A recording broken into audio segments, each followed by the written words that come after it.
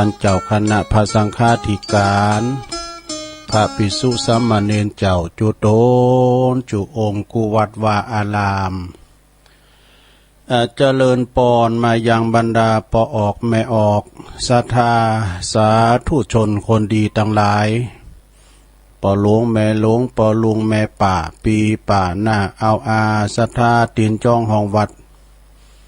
เท่าแก่หนุ่มกำใจยิงต่างหลายเนาะไอปินเกียรลานุปถากสันนิบาลตันเข่าตีได้เปิดเครื่องฮับเปิดวิทยุฟังกันอยู่ตั้งหอตั้งเฮินตั้งบ้านตั้งจองกันในเวลานี้เนาะเวลานี้ก็เป็นเวลาดีบ่าย3 โมงปลายมาสักน้อยนะก็มาฟังรายการสารธรรมยามแลงซึ่งตามปกติก็จะเป็นรายการของอาจารย์พระครูอภิวัฒนวิกรมท่านผู้อำนวยการผืนสีขาวเฮาแต่เจ้าตัวลงก็ได้รับสายเนาะได้รับว13คือโทรศัพท์หมอกติงนี่กะเปิ้นจะไปงานเนาะปฏิบัติศาสนกิจแล้วก็เปิ้นก็มอบหมายถวายเวลาตัวลุงบริหารเตนกำนึอีนะตัวลุงก็จะไปไหนอยู่เก้ากลางเนาะก็เลยมาบริหารเวลาเตนท่านพระครูเนอะจะไปอิ่มไหนไกลจังกันเตอศรัทธาญาติโยมทั้งหลายตัวลุงก็จะมาปินกูปินเกี้ยมกับพอออกศรัทธาญาติโยมทั้งหลายตัวเนาะฟังกันไปศรัทธาแก่งอมแก่เงาแก่หนาวกันไปวันนี้มันอากาศมันหูซึกวันหนาวนะมาตึมหันแสงแดดเลยตัวลุงก็กวาดวัดกวาดว่านะออกกำลังไปตัวเนาะก็เดินลุมปึ้งมาอย่างเก่าห่อลุมนี่ก็ยังมาคำตุแล้วเลยมันลุมปึ้งปองไหนก็หันได้เว้ยก็เดียวกันเนอะ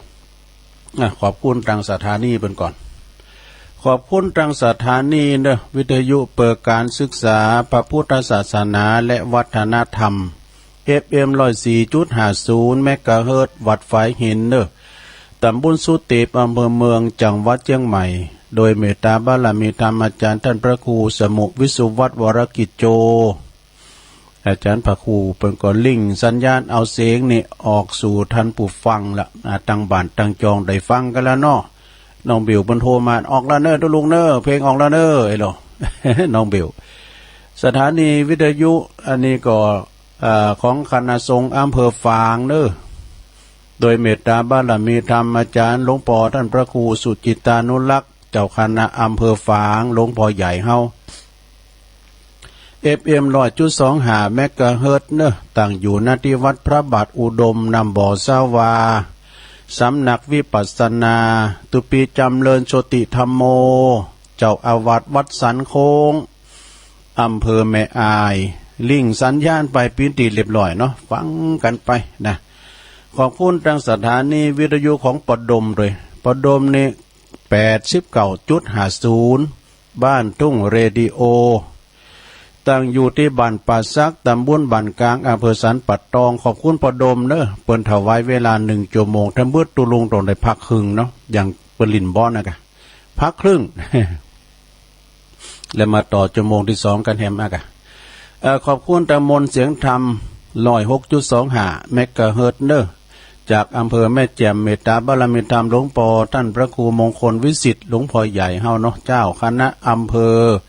แม่แจ่มเจ้าอาวาสวัดบุพารามตำบลช่างเครื่องอำเภอแม่แจ่มเนอะขอบคุณท่านปลัดเนอะท่านปลัดอุทัยถึง2อุทัยตัวเนาะเปิ้นเป็นพระเจ้าหน้าที่ลิงสัญญาณไปปิ้นตีเรียบร้อยขอบคุณทางสถานีวิทยุ 98.75 เมกะเฮิรตซ์นะคลื่นธรรมะของชุมชนวัดห้วยตองซักตำบลขวงเปาอำเภอจอมทองโดยอาจารย์ท่านพระครูวาปีวรมานิจเจ้าอาวาสเนอะท่านอาจารย์ชาวลิตชัยวังโสเปิ้นก็เป็นพระเจ้าหน้าที่ลิงสัญญาณไปแล้วก็ตีเปิ้นฟังตั้งแอปตั้งไลน์ตั้งจังแถมเนาะฟังกันหลงกันหลายก็ฟังกันไปศรัทธาญาติโยมทั้งหลาย มาปะกันวันนี้ก็ตะลงกับวันอังคารกันเนาะวันนี้เป็นวันอังคารเด้อวันอังคารที่12เนาะ12ผูกวันศีลใน13โยมนะวันผูกในเป็นวันพระวันศีลเด้อเดือน4จะดับแล้วเดือน5เดือน4หนาวหน้าเดือน5หนาวตีนหนาวมือเนี่ยกรรมบ่เก่าคุณเฒ่าเพิ่นว่านะเนาะก็เลยว่าเดือน5นี่มันเกิดฮอดสมัยแต่ก่อนอ้อนมาโลกเอ้ยสมัยตุลุงเลี้ยงควายกะวิละอ่อนนี่นะกันมาโอ้งอควายก่อนมันเจ้น้อยดูปดโตเป็นหมูเป็นจุ่มดำพื้นน้ำผืนหมูกลางกรุงกลางหน้านะเอาพอไว้ตังนาโดนก็ตังแสนไห้แสนหน้าก็เปิดมีเก่ากวาวแดงดอกแดงบลึงบลังอะไรปดโตเป็นที่งอมเด้อการดอกกวาวออกก็งอมนี่ สมัยแต่ก่อนนะเนี่ยพวกก็วันพระวันศีลแล้วโว้ยสดาเดือน4จะดับแล้วฉะนั้นวันนี้ก็มาปะกันเมื่อคืนเบิดก็เดินวันนี้วันการก็ฟังพระอาจารย์เอาหลักปัญโยนันเด้อเมื่อคืนเบิดนะเมื่อคืนเบิดขึ้นแล้วนี่ก็ฟังครูบาเนาะฟังครูบาดอยเมื่อคืนเบิดก็2 ทุ่มถึง4 ทุ่มก็ฟังพระอาจารย์เอาหลักปัญโยนันเปิ่นก็จะจัดสดๆนะให้ศรัทธาญาติโยมได้ฟังกันเด้อแล้วก็วันนี้ตุลุงก็มาเป็นตัวแทนความจริงทั้งตุลุงก็ปุ้นวันพฤหัสวันพุธวันพฤหัสวันศุกร์วันเสาร์แล้วก็วันนี้ก็มาแทนวันนี้ก็จะเทศธรรมนะเทศธรรมชั่วโมงที่2พุ่นนะชั่วโมงแรกนี่ก็อู่เบ็ดตะเล็ดไปก่อนชั่วโมงที่2นั่นก็มีเจ้าภาพวันนี้เป็นวันแฮปปี้เบิร์ธเดย์วันเกิดเปิ้นปุถุอยู่ต่างประเทศพุ่นเนี่ยแต่เปิ้นจะต่อสายมาตุลุงนะเคยญาติพ่อแม่พี่น้องเปิ้นก็ว่าวันนี้เป็นวันเกิดของคุณโยมนิพาพรคุณโยมนิพาพรนี่เปิ้นอยู่ปุ่นออสเตรเลียบ่ดูอยู่ไกลนะซะดะตุลุงก็เคยไปสักเทื่อออสเตรเลียบ่นะเปิ้นเจ้าภาพการเทศวันนี้แล้วปนกันโยมชั่วโมงที่2ก่อนก็เทศแล้วก็เจ้าภาพปินตั้งการก็คุณแม่เพนขาวเตี้ยตาจ่างน้องหล่องเปิ้นก็จะปินเจ้าภาพรวมด้วยนะอันนี้นี่ก็มันปินวำหันตะวันแสงแดดก็ตึมหันนะสดาวันนั้นได้ยินพี่น้องตะเมืองฟางว่าโอ้มันบดมันมืดนะไอ้นะวันนี้ก็ถ้าจะเหมือนกันถ้าตูกันหมดนะเปิ้นว่าก็ตังปะคูโอนตังเปิ้นจังว่าบดเล่าหนาวย่องเลยกะใช่กะโอ้ใช่สุมาเนอะอันนั้นมันหนุ่มเบาสาวยองบุนี้เพียงไอ้ละบุนี้บดเล่าหนาวห่อแน่บดเล่าหนาวห่อตุลุงก็ว่าไปเลยสุมาเนอะบดเล่าหนาวห่อบดเล่าหนาวย่องไผว่าซึกเตอจะได้ยินซึกเตอมันบดเอาหนาวได้แต่สดาญาโยมดินฟ้าอากาศเดี๋ยวนี้มันเหมือนเปิ้นก็ตกมาแล้วเนาะสดาเนาะตกมาชำระอันโรคภัยไข้เจ็บมันไหลลูกน้ำปิงลองไปพุ่นเนาะทดทะเลพุ่นฉะนั้นก็สดาญาโยมทั้งหลายก็ฟังกันไปก่อนอื่นนั้นก็จะนี่มาว่าให้ก่อนสดาญาโยมของพระครูชัยกันเนาะอาจารย์ชัยทองขัน เปิ้นนำเอา3อย่างวิเศษมาให้ตุลุงอ่านนี่นะว่าเขาทานสดาญาโยมยังแต่วิเศษไปทั้ง3อย่างนี่นะมันมีหลายอย่างเนอะวิเศษหลายอย่างนะต้องฟ้ามี3วิเศษมีหยังพองดวงอาทิตย์ดวงจันทร์ดวงดาวถ้าว่าท้องฟ้านี่มันมี3อย่างนี่นะก็มืดมนอนทการเนอะสดาญาโยมเอาหันเดินหันดาวหันตะวันกลางวันก็หันแสงแดดแต่วันนี้หันเถอะนะกลางวันก็หันดวงอาทิตย์ดวงอาทิตย์นี่มันขึ้นตามปกติของมันนะแล้วก็มันก็จะได้กินเงินเดือนอย่างสักอย่างมันก็ออกตามปกติของมันออกแล้วก็ตกออกแล้วก็ตกเนี่ยมันเป็นธรรมดาของดวงอาทิตย์สาดส่องแสงมานะแล้วก็แสงเดือนก็เหมือนกันเมื่อคืนมันมีเฉพาะมีตึงเดินตึงดาวล้อมเดือนดาวนะก็มีจือเหมือนกันดาวจระเข้ดาวง่อนดาวไทยดาววีไก่น้อยนี่ดาวหมูกอง ดาวผักกาย มันมีจือนะซะนะมีจือหมดอ่ะเดินก็เหมือนกันเนี่ย เดินกับกันเดินปิงมาก็งามแต่เดินปิงมามีมาสุมาแต่มีมาต้นหนึ่งมันไปหาเดินนี่มางามแต่งามว่าอุ้ยเดินนี่งามแต่งามว่าโอ้ขอพาตนาไข่ตายไปเป็นเดินในกำนอตายไปเป็นเดินก็สอดส่องไปโมจะนะแสงเดินเนี่ยมันเสมอภาคนะเฮินคุณตุกมันก็ส่องเฮินคุณโรยมันก็ส่องไปโมดมันบัลลัมเองนะแจ้งไปโมดเมื่อค่ำยามคืนด้วยแสงเดือนแสงพระจันทร์ตั้งเฮานี่เปิ้นก่อนว่าเดินเนาะคนไทยว่าพระจันทร์ตั้งเฮาว่าเดินแต่คุณยองว่าเกิงกลาง เกิงกลางเลยนะอันนั่นจริงว่าเดือนแกว่าตะวันบ่หาว่าเดือนบ่มันใจนะตุลุงทองบอกว่าเดือนเอาว่าตะวันจะไปหัวยัง มาถามแบบคุณเนาะห้ามจะคนบ้านนี้ อันนี้ก็แล้วไปเนาะฝุดต้มก็เลยจบข่าวแล้วกัน คิดว่าอันนั้นว่าเดือนว่าตะวันบ้านจะไปหูจะได้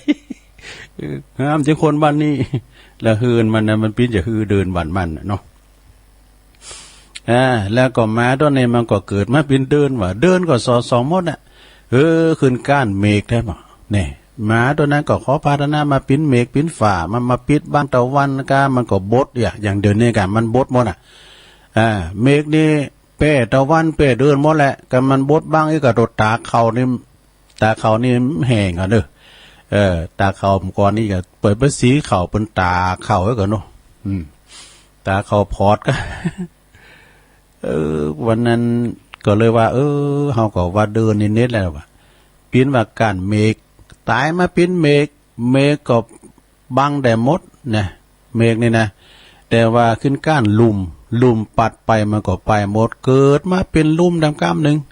ลุ่มก็ปัดได้หมดจำเตือนในปัดแผ่วโฮงหำโฮงเฮนวัดว่าอารามในปดดินกับเบิ่งปิ้ววอนนี่แต่ว่าเดินลุ่มนั้นมาก้านจุ้มปลูกได้หมดอันนี้ต่ำ5ตัวลุงทองนะปัดตอดใดมาถึงเฟืองไว้จุ้มโปกนั้นมาก้านควายควายเอาตองเอาอย่างมาสีถึงวันเกิดมาเป็นควายดำก้ามหนึ่งนี่ควายก็สีเดมดอ่ะควายก็สีเดมดขึ้นมาก้านเจิกใช่ไหมเกิดมาเป็นเจิกเจิกก็ขึ้นมาก้านอย่างก้านแมวก้านหนูก็ขึ้นเกิดมาคือเป็นหนูก้านแมวก็แมวก็ยังก้านเฮาเนาะปิ้นมาดีกว่าเนี่ยปิ้นอย่างเก่าอย่างเดิมเนาะสดาแต่อันนี้ก็เอามาแทรกเฮ็ดนิดหน่อยเนาะนะสดาญาติโยมนี่ปิ้นคำของอาจารย์ชัยทองขันปิ้นปอคูฮอนเนอร์เป็นอยู่น้องผาขาวนี่นะอะไรวิเศษอยู่บนท้องฟ้า3อย่างคือดวงอาทิตย์ดวงจันทร์และก็ดวงดาวนี่เบื้องดินในเรามีอย่างที่วิเศษ3อย่างมีดินมีน้ำมีไฟมีดินเนี่ย3อย่างนะเอาจะขาดบ้าใดก็คือน้ำนะน้ำกินน้ำใจน้ำบาป้าแหงน้ำชิดน้ำใจนี่เฮาละอำใดเนาะสดาญาติโยมเนาะไฟก็เหมือนกันนี่สดาไฟยังกายให้อบอุ่นไฟในต้องไฟในใส่มันมีหมดดูคุณเฮาในหนึ่งในธาตุสี่ไฟนี่นะไฟที่ทำหุงหาอาหารมันสุกนะเผาผลาญอาหารเนี่ยมันสุกไฟสว่างก็คือว่าไฟฟ้าก้ามสังกาเนี่ยในเฮาก็แต่ว่าไฟดับนะกันเราว่าไฟฟ้าดับก็หูกุนเตนอันนี้จะหูกุนเตนกดมือไฟฟ้าดับกับไฟฟ้าดับเป็นงุมเตาล่ะ2-5เตนไขล่ะจะเอามาจิดินแถมดินเนี่ยบทก็สำคัญกันน่ะสำคัญอย่างไรก็เรามันมีดินนะหมดเนี่ยนะเขาอยู่นั่นนะเป็นน้ำหมดอ่ะเนาะอันมีเป็นดินอยู่นะเป็นน้ำหมดอ่ะนะแล้วก็ครัวห้องครัวมี3อย่างที่วิเศษคืออย่างขิงว่ะหอมว่ะกระเทียมว่ะนักไปกว่านั้นก็มันก็มีหัวขาจะไข่ใบมะขูดก้ามอย่างนี้กว่าขิงนี่เป็นยาในสถานเด้อเปิ้นว่าเดี๋ยวนี้ก็มีขิงเฮาก็ซอยบางๆตากแดดไว้แล้วก็เอามาส่งกินนะอันน้ำแพทย์ใส่หน่อยนะปุตโต ชนะโควิดเนอะขิงหอมนี่หอมนี่ก็เป็นยาสมุนไพรเท่านั้นแหละขิงขาหอมเนี่ยมันนะปิ้นจะไข่เนี่ยหมดเนี่ยมันปิ้นอันนี้ดูเอาพอสุมาเดี๋ยวเอาพอมานะมาเลยเวลามันสบายไหมนะเขาจะให้มันไปกินใบจะไข่บ่กินสักกำเดียวเนี่ยมันหักออกมาเนี่ยมันเย็นล่างตอกมันนะแต่มันปิ้นสมุนไพรนะเนี่ยก็จะว่าเขาลาบก้ากันขาดพวกขาดจะไข่ก้าขาดย่ำเดียวล้ำหมดมันต้องมีใส่จะไข่หลายๆนะลาบก้าแกงตุ่มสุ่มกันเนี่ยนะหอมเนี่ยก็หอมก็เป็นสมุนไพรกระเทียมเนี่ยหมดเลยนะเนี่ยขิงขาหอมเนี่ยเป็นกระเทียมกันเนี่ยมันเป็นสมุนไพรเท่านั้นนะโยมแล้วก็มนุษย์มี3วิเศษเนี่ยพองมนุษย์มี3วิเศษมีอย่างพองอีนะรู้การเวลานี่เอาหูการเวลารู้ชัยภูมิรู้ชัยภูมิแล้วก็รู้สมานฉันท์นี่3อย่างนะควรเฮาทำหูการเวลาไอ้น่ะซะนะอย่างตัวลุงอู่ไปติ๊กๆเนาะก็ตัวนี่ยบาน้ำลายล้ำเด้อก็เวลาพอจบแล้วนี่รายการอื่นบ่จะต่อก็หูการเวลาเนาะเอาก็ต้องหูการเวลาอย่าไปชาล้นถ้วยชาล้นถ้วยเปิ้นก็เติมเปิ้นพอนาฬิกาน่ะได้เวลาแล้วก็ไปสักเตยนะเนี่ยรู้การเวลาแล้วก็รู้ชัยภูมิเนี่ยชัยภูมิที่ตั้งก็ฮะแต่ชัยภูมิคือทำเลดีๆแล้วก็รู้สมานฉันท์คูณเฮาอยู่ด้วยกันนี่ต้องมีหักสมานฉันท์กันมีความสมัครสมานสามัคคีเป็นน้ำหนึ่งจะเดียวกันเปิ้นว่าสมานฉันท์หูจักสามัคคีในหมู่ในคณะเวลาเรามีความสามัคคีละสุขาสังคาสามัคคีเนาะมีความสามัคคีเป็นน้ำหนึ่งจะเดียวกันรักใคร่ปรองดองสมานฉันท์เนาะและก็การพูดมี3วิเศษนี่เป็นจะฮือแบบการการจาเนี่ยสดาญาติโยมทั้งหลายเชิญโดสมมติว่าข้อ1เชิญข้อ2ขอบคุณข้อ3ขอโทษนี่3อย่างนี่นะสดาจะไปลืมเด้อเชิญปอหลวงเข้ามาด้านในไปเชิญท่านผอเนาะเชิญท่านผอกำนันเชิญเข้ามาทำบุญไปว่าเนี่ยตุลุงก็ได้ตอนรับคณะปอหลวงกำนันเขาเปิดขึ้นมาบุญดอยไปพอกำนันเปิดกระดามตุลุงหลวงพ่ออยู่ก็มีครับเพราะหลวงพ่อก็ไม่เชิญพอกำนันท่านประละท่านประลัดก็มาหรอเชิญขึ้นทำบุญกุฏิหลวงแล้วเปิดก็ไปเปิ้นไปถ่ายรูปถ่ายนั้นเนี่ยนะมากันถึงอำเภอกะว่าพระโทเป็นว่าพอหลวงของจักเขาถ้าได้เสียงมดเอาไว้ช่องโอ้ตุลุงวันนี้ไปไหนครับไปไหนตรงงานไหนเนาะเปิดมือไปไหนเนาะเชิญนั่นแหละขอบคุณเนี่ยไปลืมเนาะสถา เปิ้นย้ำมือเขาก็ขอบคุณอย่างที่อย่างที่เปิ้นโทรมาหาตุลุงก็ขอบคุณนั้นๆที่โทรมานะนะขอบคุณแล้วก็ขอโทษเนอะที่เปิ้นโทรมาแล้วไม่ได้รับสายนะมันสายมันขี่กันเนี่ยมันซ่อนกันนะก็แล้วว่าบริการรับฝากข้อความก็นะมันซ่อนกันซะนะเนาะข้อต่อไปมีหลายข้อหลาย3นะปฏิบัติต่อโลกมี3วิเศษนี่เฮาปฏิบัติต่อโลกมี3วิเศษมีหยังพ้องคืออ่อนน้อมถ่อมตนนี่แล้วก็ให้เกียรติแล้วก็ชื่นชมนี่เอาไปตีไหนสดาญาโยมจะไปโอดหู้ก่อนเปิ้นไปโอดลักคืออ่อนน้อมถ่อมตนย่อตนไว้ก่อนเนาะไปปุขุนใจเปิ้นเด้อเดือมันไปโอดหู้โอดลักเนี่ยสุภาษิตจีนเมียนหยังก็ฮองเตเนาะว่าโง่ไม่เป็นใหญ่ไม่ได้ มันต้องเอาเงาไปก่อนนะสมาเนี่ยลงเด้อทั้ง3บำเพ็ญเหรอบำเพ็ญตนมี3วิเศษนี่อันนี้สำเน็จเนื้อสดาเนี่ยการแผ่มี3อย่างนี่นะบำเพ็ญตน3อย่างมีวิเศษ3อย่างสงบ นี่สงบนี่นะสมณะแปลว่าผู้สงบนะเมตตาเนี่ยเมตตาหมายความว่าเมตตาอาไข่เปิ้นนะแล้วก็ทบทวนตนนี่เมตตากรุณามุทิตาอุเบกขาหมดนี่นะ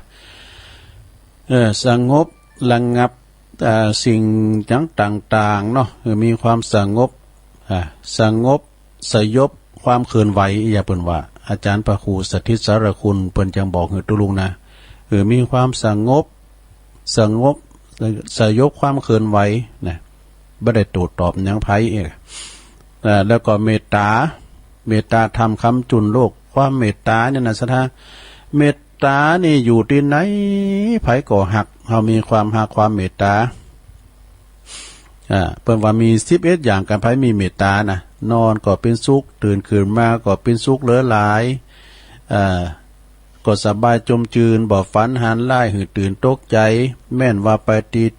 แห่งหนตำบุญใดก็ตามก็จะมีผู้โหมหักไข่พวงผีปีศาจน้อยใหญ่ปียาแป้งเทวดาเตรียมแฝงวงเวทเฝ้าไฟยาปิดและหอกดาบนั้นเล่าบ่ขาหือตายในธรรมเพิ่นว่าเนาะสดาเนาะเนี่ยในธรรมเพิ่นว่านะต่อไปครอบครัวมี3วิเศษทำแล้วปลองดองรักกันอบอุ่นนี่ในนี้บ่ตู้คุณเฮานี่ถ้าอยู่ด้วยกันหักกันแป้งกันนะปลองดองหักกันอบอุ่นเนอะก่อนนี้เฮาอยู่กันเป็นครอบครัวหลงพ่อแม่ลูกกินข้าวกินน้ำพร้อมหน้าพร้อมตากันก่อนนี่โอ้สมัยเมื่อก่อนเนี่ยลูกเปิ้นหนักเปิ้นหลายนะเปิ้นเคารพนับถือปอนับถือแม่แต่พ่อแม่เปิ้นมานะห่างก็เข้ามาได้นางเฝ้าหำไผมันกินแต่ลูกต้องปอมาก่อนแม่มาก่อนจำก่อนโดดเจิมก่อนโดดถึงจะได้กินน่ะอย่างถึงวันนี้ก็ถึงวันนี้ก็การหลวงพ่อมากับนางเฝ้าเขากันอันนี้ตุลุงเขาน่ะการหลวงพ่อมาก็เดินมากินปาติสังขายโยสปีติโยนี่ก็เดี๋ยวก็หายอันนี้ก่อนในลูกเปิ้นนักเด้อโปโตกันปอเปิ้นมาผมจะกินเด้อเดี๋ยวนี้ห้องว่าปอเอ้ยแม่เอ้ยมาเว้ยกินข้าวเผื่อปอเผื่อแม่จะมานี่มันจะดีไปตักเต็มถ้วยเต็มเดือนนี้ลูกเปิ้นนักเนาะก่อนนี้ลูกเปิ้นหลายเนี่ยก่อนนี้ลูกเปิ้นหลายก็บอกโตได้มันดีลึกก็อยู่ไปอยู่วัดได้มากี่ข้างเต็มเหลือนะไปอยู่วัดได้มาเยี่ยอย่างวัดนี่เป็นตัวเจ้าเป็นหัวหน้าพาคุณขี่ข้านเนี่ยต่อไปนั่นแล้วเดี๋ยวมีหลายอยู่นะใจคนมี3วิเศษนี่ใจคุณเฮานี่นะศรัทธาญาติโยมมี3วิเศษใจจริงนี่จริงใจมันจะจริงใจความซื่อสัตย์ความจริงใจสัจจะคือความจริงใจแล้วก็จิตใจงามเนาะแล้วก็ให้อภัยนี่คืออภัยต่อกันนะสดามีความยั้งก็คือมีความอภัยต่อกันแล้วก็คือมีความจริงอกจริงใจซึ่งกันและกันมีใจจิตใจงามนะถ้าเฮามี3อย่างเลยนะอยู่กันอย่างพาสุขเนอะจริงใจจิตใจงามให้อภัยเปิ้นสำเตเปิ้นสลัมปั้งปาดเปิ้นเคยมาด่ามาสังเฮาหอมโตมตอบไว้นะก็คือว่าหืออภัยจำมันเตอะนี่นะอภัยทานสำเร็จเนอะอันนั้นสำเร็จในการภัยอดใดนะธรรมะคือความข่มจิตข่มใจเฮาเนี่ยหลวงนะอันนี้ก็ผ่านไปต่อไปจัดรายการสถานีวิทยุ3วิเศษไปใจจะได้โทษตุลุงก็ว่าไปเลยจัดการภารกิจมี3วิเศษบทเล่าเนาย่องนี่ไม่มีที่ไหนเนาะบทเล่าเนาห่อก็เคยได้ยินพวกครูโอนฟะวามนั่นมันไปเจอคือแบบใครถามบนนะอันบทเล่าเนาห่อนะมันเจอแบบจัดการภารกิจมี3อย่างนะนั่นนี่คือว่าจริงจังรับผิดชอบกล้าแบกรับนี่อันนี้นะโอ้ใครถึงอาจารย์ใช่มาอธิบายครับเนาะตัวลุงอธิบายมันจังก็ผ่านไปเนี่ยนะอันนี้เจ้าของเป็นเขียนมาดูอาจารย์ชัยทองขันเป็นอยู่ป่าน้องผาขาวเนี่ยอาจารย์ชัยก็เป็นครูมาแต่หึงกับเมื่อนะจนเกษียณอายุลูกหลานลูกศิษย์ติมบ้านติมจอง เป็นก็เป็นตีปรึกษาเจ้าอาวาสด้วยแล้วก็เป็นโฆษกประจำหมู่บ้านฮอนด้วยความสุขมี3วิเศษนี่อันนี้จำไว้นะหลวงเด้อความสุขมี3วิเศษยิ้มบ่อยๆนะหลวงยิ้มเด้อเฮาคือว่าเฮายิ้มงามเฮายิ้มวันคำแล้วโอ้อันใจกะยิ้มวันคำบ่ได้สูงสนปุ้ง ยิ้มไว้ขนาดนั้นหลวงเด้อยิ้มบ่อยๆว่าเพิ่นว่าการทำอะไรมากกว่าสูงยิ้มไปลงเอ้ยมันยุคนี้สมัยนี้นะไปเคียงเคียดกันลำไปนะแต่ไปกึดยังหนักลำไปหลวงอยู่กับบ้านกับจ้องฟังนำฟังธรรมไปในหลวงเด้อไปเมื่อไหนทำจำเป็นไปออกคุ้มไปไหนอยู่เฮ้อน่ะเนาะยิ้มบ่อยๆแล้วก็2หูจักปอนี่หูจักปอ3สำนึกบุญคุณนี่กะ3อย่างนี้สำคัญแต่ศรัทธาคุณเฮาเนี่ยเราหมอล่อกันมันยิ้มไว้นะคุณมันยิ้มเนี่ยเพราะไม่ครับภายในเปิ้นสดใสเปิ้นเปล่งปลั่งเปิ้นมีอารมณ์ขุ่นมองมีขุ่นของมอมโมในจิตในใจยิ้มแย้มแจ่มใสอันนี้หมายความว่าอารมณ์บดียิ่งกว่าเปิ้นผิวปากก็ห้องเพลงคออยู่ในคอไอ้นะอันนั้นเปิ้นโทอารมณ์สนทลีเปิ้นมีจิตใจดีแจ่มชื่นเบิกบานเปิ้นวันลาเริงเนี่ยนะลงเปิ้นลาเริงก็เลยว่าคุณได้แล้วปุรณาเก่าเงาไว้นะปุตูนาโจไว้นะตาใสหมับมาไปไก่ปุตูพอยังโง่โศก พอนายังโง่โศก ไปไก่มันโอ้เนี่ยมันมาเปิดมาตัวกันว่าลมโขดไหมนะเนาะ นาโจว่าเนี่ยพอยังโง่โศก ยิ้มบ่อยๆนะลงเนอะจะไปยิ้มวันคำยิ้มไปมาลูกหลานแม่ก็ยิ้มใส่หัน แล้วก็หูจักปอนะปอให้พองเฮาไปหันคลิปเปิดถ่ายมานะเอา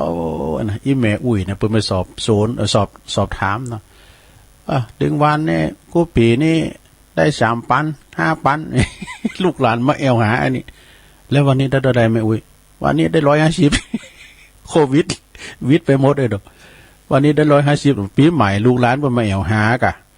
หลานตั้งนึงก็มาหลานตั้งนึงก็มาลูกตั้งนึงก็มาให้ก็มาเอาสตางค์มาคือแม่อุ้ย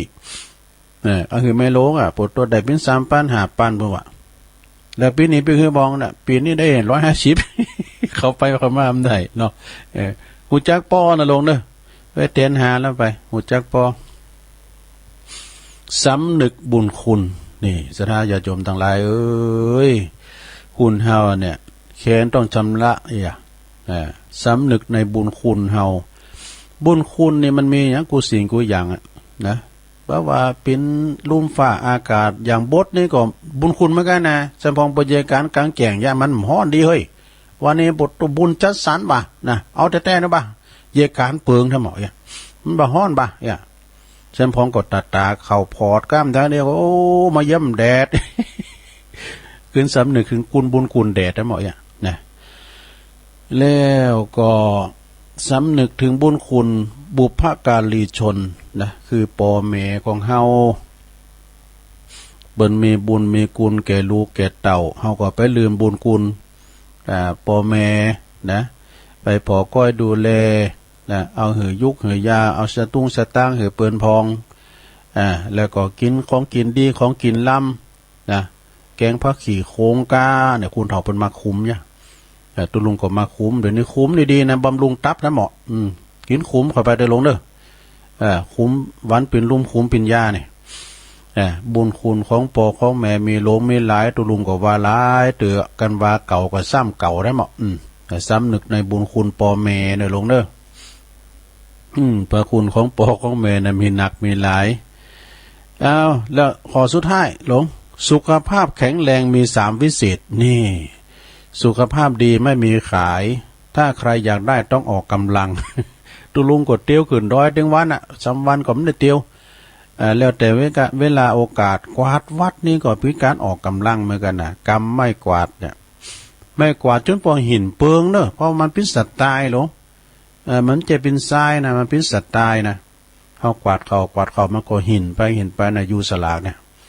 สักวางแต่ไปซื้อเอาปุ่นตีปอบุญมีบรรณาปุ่นแปงนะตีปอน้อยซานก็แปงจะเนิ่นแต่สวรรค์วิหารวะ ปอน้อยซานก็สบายเนี่ยกินหญ้าเนี่ยปอน้อยเนอะเจ้าก็โทรมาจำเสียงไม่ได้ อ้าวแล้วก็3วิเศษสุขภาพแข็งแรง3วิเศษคือความสะอาดกินเป็นรับเป็นนี่กตีความก็หนักเหมือนกันเนี่ยความสะอาดเนี่ยสะได้ญาติโยมทั้งหลายมีความสะอาดนี่มันก็มิเจอโลกหรอกการทำมันปฏิบัติปัดโปกวาดเพลนะมันปัดมันกวาดวัสลีตีนอนโฮงขอบโฮงโคเฮาก็ดีเนาะบ่ว่าจะปิ้นที่รับแขกก้ามจังก็อย่านะอย่างนั้นบุญกุฏิหลวงพ่อนี่มันจะมีเนนเนาะมีเนนประจำเนนตัวนั้นเนตเนี่ยกันมันกันกิ้งเนี่ยมันก็ถึง6ไปมันเป็นว่ามันหยามใดเหมือนกันเนี่ยก็เวลาปืนตานมาเนี่ยนะซองนั้นก็เอาปันนี้เนี่ยมันใดก็ มันก็เลยมอกะแล้วก็ผิวพัดเนี่ยเอากระโทนไปควางพองกั้มยังไงเนี่ยเพิ่นก็หือชัดตั้งพองก็หือกูตุนเนาะนะกันแพ้มากกว่าหือนั่นเนาะอันนี้หมายความว่าความสะอาดแล้วก็กินปิ้นเนี่ยก็คือว่า จะกินพำเพอโทรไปเนาะสิ่งที่กินไปเดี๋ยวก็จะไปกินจีนกวายเผือกน้ำปูมันสู่เลิศลุ่มก็ไปกินนะลงเด้อน้ำปูกากวายเผือกกาอีนะที่มันปิดไปกินนะรับปิ้นก็เหมือนกันนะลงเด้อรับก็ปิ้นเหมือนกันบ่กับแพ้ไปเลยเนาะก็รับปิ้นเนี่ยตัวลุงก่อนคือเนี่ยเฮาไปนอนห้องใหม่นี่มันรับดีลำเด้อรับดีเท่าถ้ารับนี่ก็รับปิ้นก็หมายความว่ารับปิ้นเวลานอนปิ้นเวลาอย่างเงี้ยประมาณนั้นนะขอบคุณอาจารย์ชัยทองขันปิ้นอย่างมากเลยเนอะเปิ้นก็ส่งหนังสืออันนิทานพองก็เดี๋ยวจะเอามาเล่านั่นละนิทาน ของอาจารย์ชัยทองขันอันนี้ถือว่าเป็นประครูเฮาแถมทันหนึ่งเนอะปีอ้ายใต้โหเฮานะเปิ้นอู่จางอู่ปิ้นด้วยนะเอา91เอานิทานประครูเนี่ยนะประครูชัยทองขันเนี่ยหมูแม่หมูกับหมาป่านี่ปิ้นจะได้ลองฟังเหรอกูเตอตุลุงจะมีมิวสิกเด้อติงติงติงติงติงติลิลิลิลิอันเดียวเอาซะครับเอานิทานนี่ก็บ่ยาวนะเส้นๆเนาะแม่หมูกับหมาป่าแม่หมูต้นหนึ่งเนี่ยมันคลอดลูกนะ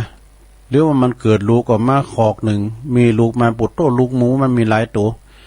แล้วมันก็เฝ้าดูแลเลี้ยงดูของมันอยู่ในเหล่าน่ะเดี๋ยวมีความสุขมันก็ไปไหนนอนหรือลูกมันดูดนุ่มกันนะแล้วก็มีอยู่หันวันหนึ่งก็มีม้าเจ้าเล่ห์นะม้าป่าเจ้าเล่ห์นะเดินผ่านมานะโอ้หันลูกหมูตัวน้อยกระจ้อยลอยอยู่ในเหล่าเช้าม้าป่านี่จึงออกอุบายนะคิดจะขยากินลูกหมูออกอุบายว่าปิ่นมันจะกินลูกหมูน่ะเป็นอาหารกินลูกหมูเป็นอาหารโดยที่บ่หือไผมาคัดขวางอีกว่านะมันจึงอู่กับแม่หมูว่าอันนี้แน่แม่หมูแม่หมูก็กำลังเกิดมาใหม่ๆโอ้คงจะคงจะอ่อนเปเพแรงสุขภาพก็ถ้าได้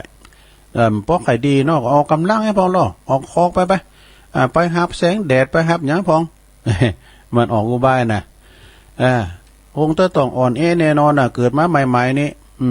มันเสียเลือดไปนักแล้วข้าขอแนะนำว่าเจ้าเนี่ยออกไปเที่ยวข้างนอกเสียพองเสียบังเพื่อว่าอากาศได้ดีตั้งนอกแต่สูดหายใจเข้าลึกๆเนอะสูดหายใจเข้าปอดลึกๆซอหาอาหารอร่อยกินเนอะตั้งนอกปุ่นนะคงจะดีเป็นแน่แต่ดีต่อสุขภาพมันใจหน่อยเนอะอีโดส่วนว่าลูกของท่านเนี่ยนะลูกสิแสนน่ะฮักเนี่ยโอ้ยน่ะฮักใดดู พี่ย่างเด้อน่ะข้าจะช่วยดูแลพ่อหืออีวะดู ข้าจะช่วยดูแลพ่อหือเป็นอย่างดีวะจะบ่ต้องเป็นห่วงเลยเนอะไอ้ดอกแม่หมูนี่เปิดได้ยินหมาได้ฟังหมาป่าเจ้าเลนั้นเช่นนั้นก็ฮู้ทันทีวะอุบายอันชั่วร้ายของไอ้เจ้าหมาป่าม้อยโอ้ยกำกึดตื่นนี่แล้วเนาะมันก็เลยไปว่าเฮานี่ขอบใจท่านที่มีไมตรีจิตที่ดีต่อเฮาท่านเป็นอย่างมากเลยที่ท่านแนะนำเฮานะไอ้ดอก เฮาจะเฮาบ่อยากจะรบกวนท่านหรอกเจ้าหมาป่าเฮ้ยอีเนาะถ้าท่านจะเมตตานะต่อข้าจริงๆนะก็ขอเพียงว่าท่านเนี่ยจงหนีห่างจากเหล้าข้าไปไกลๆว่าก็ถ้าว่าท่านหนีออกจากเหล้าเฮาไปไกลๆได้ปิ้นบาดปิ้นการช่วยเหลือข่าวแล้วนะไปมาไก่ข่านี่ข่าฮู้เจ้าเล่ห์เหลมของอันเจ้าดีนี่นะโอ้หมาป่าเมื่อฟังแม่หมูอู่อย่างอ่านโอ้ปิ้นว่าแม่หมูในหูแตนเล่ห์เหลมเฮาด้วยนี่ที่เฮาออกอุบายอย่างนี้เปิ้นฮู้บ่ด้วยเนี่ยแหละมันฮู้ใจเฮาด้วยเนี่ยหมาป่าเนี่ยก็เดินออกไปโดยความละอายแก่ใจว่ะเรื่องนี้ก็จบลงก่อนประมวลซะได้นะแต่ว่านิทานเรื่องนี้เปิ้นก็สอนฮู้ว่ามีอันตรายใดๆที่น่าโกกว่าศัตรูที่แฝงมาโดยความในรูปมิตรภาพนี่สดาอย่าโยมยำเดียวเนี่ยกะสดาเอาสวมหน้ากากเข้าหากันเนาะแต่ว่าเฮาสวมหน้ากากเพื่อป้องกันนั่นโรคภัยไข้เจ็บปวดมีประสงค์ร้ายหยังแหละนะหักกันแป้งกันเนื้อสดาอย่าโยมดังหลายมีอันใดอันหนึ่งเฮาก็ช่วยเหลือเฟื่อไฟกันไปช่วยเหลือเฟื่อไฟกันไปที่เฮาได้มาประสบกับสิ่งหยังต่างๆเนาะที่โรคภัยไข้เจ็บต่างๆแต่ว่าพี่แม่เขาไปต่างใดก็ขอจะไปลืมใส่แมสไปตัวอันนี้ตุลุงแก้วก็มาเทมหน่อยนึงเนี่ยฟังตุลุงแก้วแล้วเศรษฐีคนหนึ่งมองผ่านหน้าต่างเห็นคนเก็บขยะคุ้ยหาขยะไปขายเขาอุทานกับตัวเองว่าช่างโชคดีจริงๆที่เราเกิดมารวยคนเก็บขยะมองไปรอบๆเห็นคนแก้ผ้าล่อนจ้อนอยู่บนถนนเขาอุทานกับตัวเองว่าโชคดีแล้วที่เราไม่ได้บ้าคนบ้ามองเห็นรถพยาบาลแล่นพาคนป่วยไปโรงพยาบาลเขาอุทานกับตัวเองว่าเราช่างโชคดีเหลือเกินที่เรายังไม่ป่วยพอคนป่วยถึงโรงพยาบาลเห็นพยาบาลกำลังเข็นศพไปเข้าโรงเย็นเขาก็อุทานกับตัวเองว่าเราโชคดีเหลือเกินที่ยังไม่ตายเรื่องนี้สอนให้รู้ว่ามีแค่คนตายเท่านั้นที่ไม่ต้องใช้โชคเราต้องมองเห็นความโชคดีของตัวเองที่มีอยู่ในตอนนี้มันเป็นเหมือนกับของขวัญและวันที่สวยงามของชีวิตโบราณกล่าวว่าคุณจะได้เข้าใจคำว่าชีวิตมากขึ้นเมื่อคุณอยู่ในสถานที่3แห่งนี้ 1. โรงพยาบาลที่โรงพยาบาลคุณจะได้เข้าใจว่าไม่มีอะไรที่ดีไปกว่าคำว่าสุขภาพดี 2. คุกในคุกคุณจะเห็นว่าอิสรภาพเป็นสิ่งที่ล้ำค่าขนาดไหน 3. สุสานที่สุสานคุณจะรู้ว่าชีวิตไม่มีค่าอะไรเลยพื้นดินที่เราเดินในวันนี้อาจจะเป็นหลังคาของเราในวันพรุ่งนี้ก็ได้ความจริงก็คือเราทุกคนมาตัวเปล่าและก็จะจากโลกนี้ไปตัวเปล่าเช่นกันขอให้เราจงอ่อนน้อมถ่อมตนและขอบคุณกับทุกๆอย่างที่เรามีในทุกๆวันบางครั้งเนี่ยความสุขมันก็เกิดจากมุมมองและทัศนคติของเราจิตเตนะนียติโลโกโลกหมุนไปตามความคิดเราควรฝึกจิตให้เห็นความดีงามในหลายๆมิติถ้าเห็นว่าเรื่องราวนี้มีประโยชน์ขอให้แชร์และแท็กคนที่คุณรักดิฉันมายทามคณพจน์ขอให้วันนี้เป็นวันที่ดีค่ะเจริญปอนอันนี้ก็ขอท้าเหมือนกันนะเลยเอามาเสนอแนะเนาะกับศรัทธาญาติโยมได้ฟังกันเนาะก็ต้องขอบคุณอาจารย์ชัยทองขันและก็ตุลุงแก้วโดยที่ได้ส่งเฟซส่งไลน์มาให้ตุลุงได้มาเผยแผ่สัจธรรมกันเนาะเอามาตีแผ่ความจริงเปิ้นก็ได้ฟังกันแล้วแต่ว่าอย่างพอลงไม่ลงเขาที่เปิ้นมีเฟซมีไลน์อ่ะนะเปิ้นก็ไม่ได้ฟังก็เอามาเสนอแนะให้ศรัทธาญาติโยมทั้งหลายได้ฟังกันเนาะตุลุงก็ใส่นมใส่เนยกันไปอ่ะนะเอาละตอนนี้ไปจะเปิดสายแล้วครับไวสาครับผมโอ้กับนมัสการท่านเจ้าหลวงพ่อมานิดมาแล้วนี่วันนี้อันทางสาขา บ้านกิ่วแลตำบลเชิงดอยเนอะ ครับ จะเจ้าพระยมป้นานป้นน้อยตึงยมภรรยาของป้นานมาน้อยที่โรงพยาบาล อ๋อหลวงพ่อไปวง ก็ ยา ฝากวันนี้ไปตรวจเช็คร่างกายประจำ โอ้ ปี ดีกะ ก็เลยฝากตุลุงว่าเป็นตัวแทนของบ้านอยู่แล ว่าจะ หลว ได้ ง บ พ่อ อก เจ้าคณะตำบลเชียงดอยแล้วนะครับ ผมก็ฟังว่าพนานว่านะผมฟังลุงเขากู้กันสนทนากัน เป็นที่สนใจของสถานตั้งร้อยสเก็ตนักขึ้นเป็นว่าเนาะ ครับ แล้วขอนิมนต์ตุลุงเป็นตัวแทนอูกับตุลุงยองเนอะห้องแล้วก็พระครูทุกพระครูที่เทศออกอาการเนี่ยนะครับ โตเขาก็ใจดีนะตอนแรกไปมันอุ้มหน้าในการบดทำอันตุลุง ครับ พอบนห้องพระภิกษุมาเลถาวโลเลยนะ โอ้ตัวปนหูกันไม่เนาะ เขาเหลียวเขาโลดถ้าขับรถไปก็แล้วพอเขาตรวจออกมาเสร็จโอ้บุญแต่วิทยุเลยเนาะ อืม ศรัทธาญาติโยมมาไหว้มาสากันเนาะโอ้ตอนปอพนานพอน้อยที่อยู่คิวแรกผมก็ลืมนามชื่อจะจำชื่อเพิ่มได้ดี ผมนิมนต์อันตุลุงคือรถผมไปนอกเป็นพระหน้าทรงตุลุงอีนะ เอาดูโอ้ เขาก็มันนึกเขาก็มันนึกได้ว่าบุญที่เขาปนฟังเรื่องวันนะครับว่าที่เขามาบ้ากันนี่นะสถาพอออกไม่ออกเลยนะเสียงยานะครับ เป็นบุพพระเจ้าบางก่อนที่เขาได้สร้างกุศลห่วมกันนี่เนาะ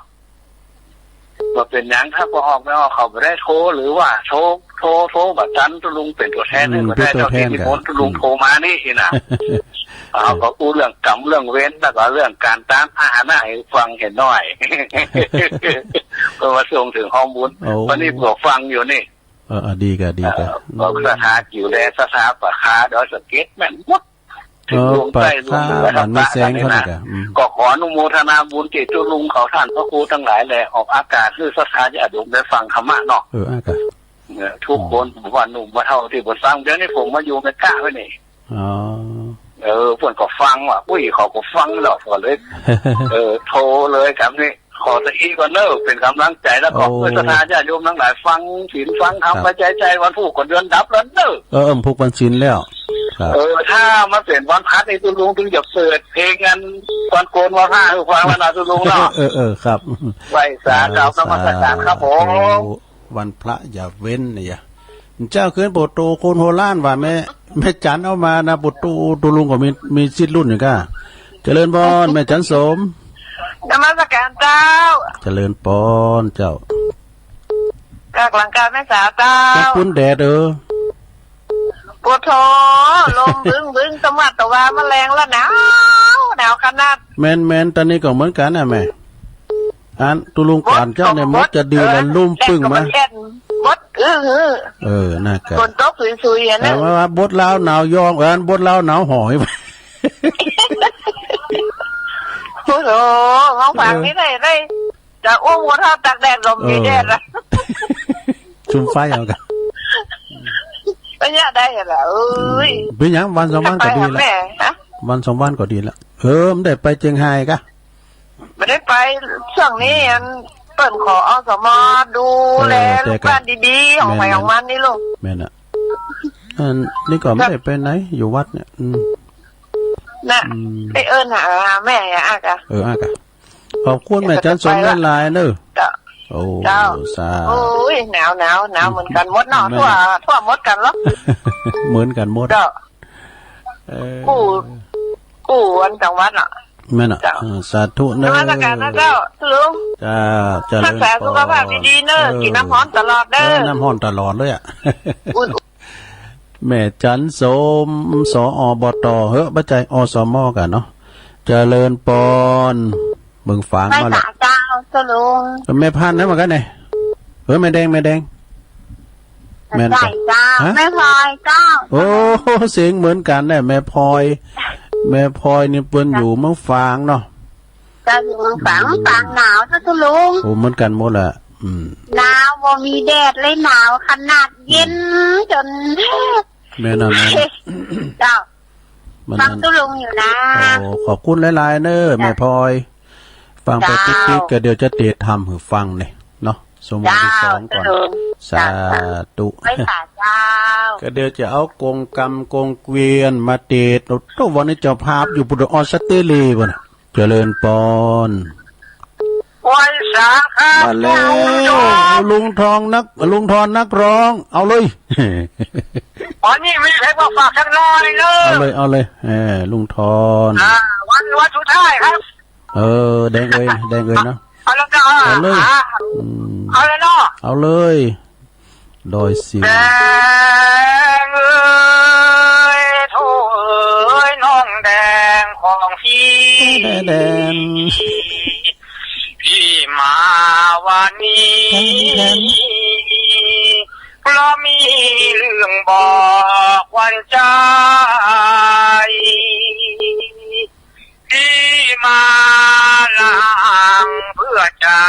หลีกทางให้น้องเดินไป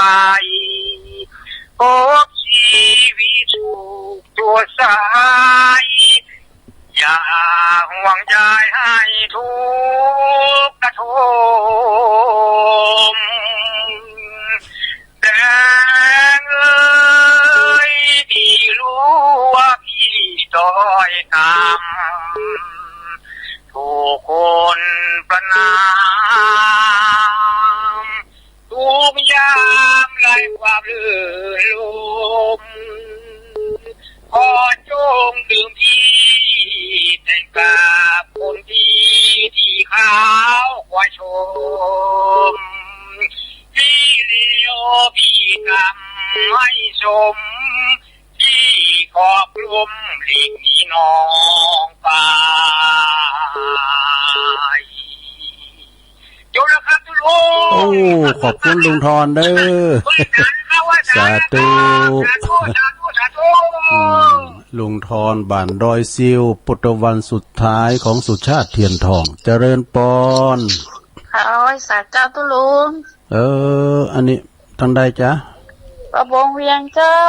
แม่พันเนาะเจ้าตายพิษหนาวนะตุลุงนะน่ากะวันค่ำไปวันเนี้ยโอ้แต่นั้นบดลาวหนาวหอยนะประมาณนะค่ะมันละบ้านเจ้าของนี่ฝนตกตัวอ่ะเจ้ามีฝนด้วยอ่ะมันจะหาต่อเฟืองกันนั่นฝนแต่เดี๋ยวนี้มีแล้วมันตกแต่เจ้าเจ้าฝนอ่ะอันนี้มันมืดฝุ่นด้วยเนี่ยมันใครมันตกมาก้ำนาหยามันเหี่ยวน้ำไปเนาะตกมาในงางฟ้าลงมาก้ำเต้อเย็นมันข้ามมาน่ากะขอบคุณแม่พันธุ์หลายๆเด้อเจ้าคุณลุงเจ้าบุ้งเวงสาธุพี่น้องเมืองฟางมาละนี่ตั้งปูนโน้นดังแจ่โฮมเนาะเจริญปอนฮัลโหลตีแล้วฮัลโหลตีแล้วติดแล้วกะเจ้าติดแล้วอยู่ตั้งใดจ้าจับมาได้หลายปีไงมันต้องเดาเลยอ่ะชัดเจนดีเนาะน้องแตนบ้านน้องแตนนี่น้องแตนโอ้แม่อมพรครับแม่แดงอันแม่มาโทรเดี๋ยวดีน่ะแม่ปานีผมโทรมาเช้าเตือนไปหูเอ็มไหนแม่ปานีโทรมันบัดติดหรอแม่ปานีน้องแตนเนาะลงเย็นก่อนมันกดมันบดน่ะกะมันบดในถ้าแต่หนาวมันกันหมดฝนตกแล้วจ้ะเมืองฟางตกเมืองฟางตกแต่ที่นี่มีฝนเหมือนเดียวกันเนี่ยมันบดได้หรอได้บดเอาหนาวมันหนาวว่าแม่ปานีน้องแตนนี่เนาะน้องแตนดอกไม้นะกะน้องแตนไม่ได้โทรน้องแตนโทรติดละแม่ปานีน้องแตนในตุงฝาบดบนนี่นะเอาวัดแตนดอกไม้วะไม่เล่งลงเลยเนี่ยตุงฝาบดหรอใช่เนี่ยมันกับหมดเลยเพิ่นว่าวันนั้นกายไปหันกับดันประคูเนาะไปสันทรายพุ่นน่ะก็ก็ไปจับวันเสาร์นี่ห่างเรื่องปุถุปัญยุติมันได้กาดกันโง่เพิ่นปิดกันนั่นบ่ได้ติดอยู่เจ้า2ติด3ติดน่ะก็กาดโง่เตียนเบ่งน้องขอบคุณแม่ปานีหลายๆเลยสาธุเอาก็ว่าแม่ปานีน้องแตนนึกว่าแตนดอกไม้พี่วินน้องแตนตุงฝาบดเพิ่นนะแม่ปานีเนาะขอบคุณเด้อแม่ปานีเด้อเจริญปอนไว้สาเจ้าตุลุงนี่แม่ปานีทำบ่ แม่ใจแม่เอาน้องบัวโอ้อันนี้แม่สีทอนโอ้เสียงเหมือนกันได้แม่สีทอนบันปับน้องโบใช้ปากกามีฝุ่นหรอโอ้ยใส่ปากกาตกคืนหุ่งโอ้นี่มันโต๊ะญี่ปุ่นน่ะหนาวขนาดเย็นขนาดเนี้ยวันค่ำเนี่ยดีกะน้องโบใช้ปากกาใช้ปากกาเนาะเจ้าฟังแต่เจ้าวันนี้มาแทนท่านพระครูจ๋าแม่น่ะวันนี้มาแทนเปิ้นน่ะเนาะก็เดี๋ยวจะติดทำฟังขอบคุณสาธุเอาทำสายเนาะเดี๋ยวตุลุงจะพักคืนนะเพราะว่าก็เดี๋ยวจะได้ลาคืนลุงดุมเจริญปอนขอบพระคุณครับโอ้มาแล้วนักร้องบ่บุญมีเราร้องเพลงได้